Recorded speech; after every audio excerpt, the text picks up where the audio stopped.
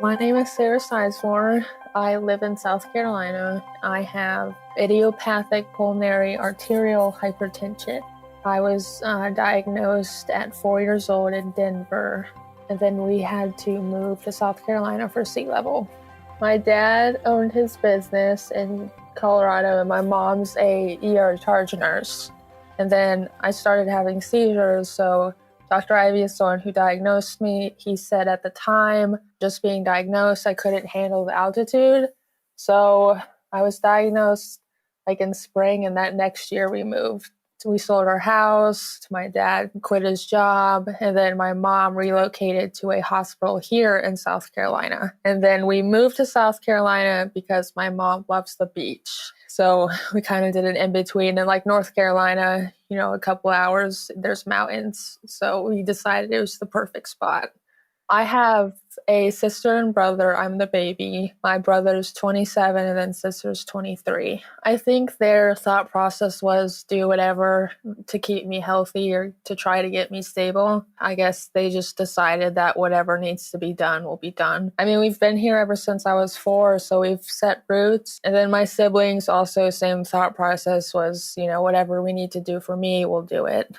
So even though my mom was the ER nurse, she had no affiliation with pulmonary hypertension. She didn't know what it was or how rare it was. She did not have knowledge until I was diagnosed. I was having like blackout spells, and then I was diagnosed from a seizure. And so I think when I was diagnosed, she had a meeting with Denver to try to see what it was. Like over the year when we moved, doing any research she could to find out. And then now she's like another perfection of PH. And it's really nice having a caregiver who also has medical training, just in case anything happens at home. Early years, I remember mainly being on IV. Flowland is what they started me on. I always remember wearing a backpack, having a central line, knowing that the medicine in the backpack was very important to protect it. I think I was on Flowland for about 5 or 6 years.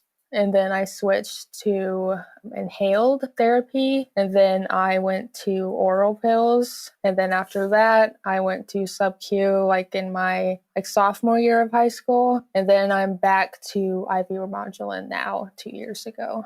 The school staff, the administrators, they had meetings every year with school. We have meetings with the school board. And then with me, I think it was kind of maybe open and closed. I mean, with the backpack, kids could see. I just told them it was my body needs this medicine. And that was kind of it because I was so young.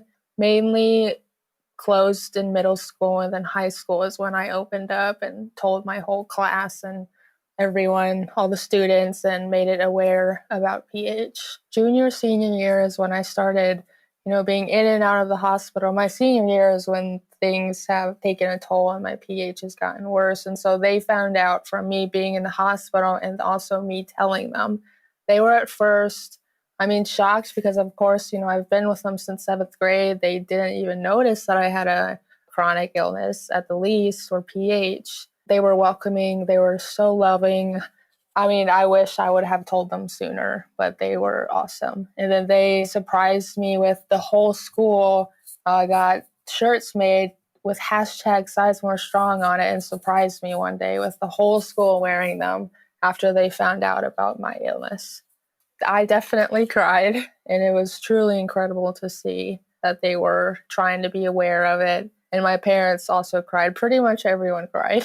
And then I was given an award my graduation day called Tried by Fire, which is where a student they excel dealing with a struggle or a chronic illness. And they gifted that to me, and the whole school was crying. Pretty much everyone was crying. I couldn't make it to that ceremony because I was really sick, but my parents and family was there.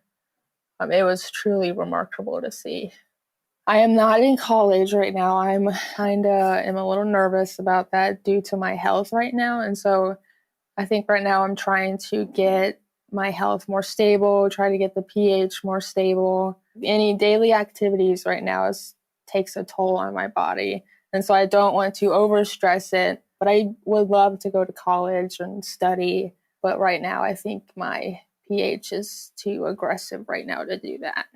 I think my passion right now is I work at my high school as the assistant director for the theater program. I started working for our theater program sophomore year, so I was backstage, stage manager. So I worked all through my high school career, and then after I graduated, I wanted to, officially work there as a assistant director and stage manager for the theater program, which, I kind of grew up with all those kids when I started sophomore year. I hope to go into theater in college. That's probably my one passion that I love. Getting diagnosed is stressful, but lean on the PH community, ask questions, try to, get to know everyone. I mean, the PH community for me has been the greatest blessing with having PH due to the support and the huge family that I've gained by PH. And then just searching through therapies, and I know it's definitely the hardest diagnosis that you could have, but having the PH community and just the, will to fight and not to let PH win, but lean on others, try to find therapies, ask questions, take a step back, trying to focus and just fight. It's big, but I will never let PH win. Try to stay positive. I know that's hard, but I think with me, what I've been trying to do or spreading positivity is fighting PH while spreading positivity or trying to make someone else's day better by trying to be positive every day. I think those are the biggest ones.